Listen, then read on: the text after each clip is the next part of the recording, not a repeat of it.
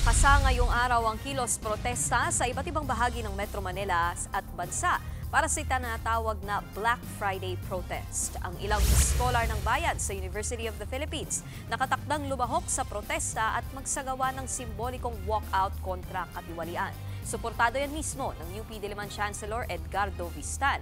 Kasado na rin ang ilang protesta ng mga militanteng grupo na mag-aaklas sa iba pang bahagi ng Metro Manila.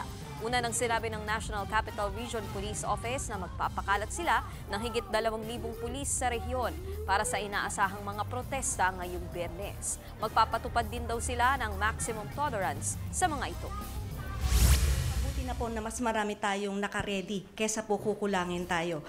Meron na po kasi tayong mga na-monitor na meron tayong 4 na activities. Ito po yung ating pinaghahandaan. Nagsisiguro lamang po ang NCRPO na hindi kami mabubulaga at yung ating mga tropa po is ready sila na nandun lamang po sa kanilang mga districts. Mga kapatid, Nikki de Guzman po. Para sa pasada ng mga rumaratsyadang balita, mag-follow at mag-subscribe na sa social media pages ng News 5.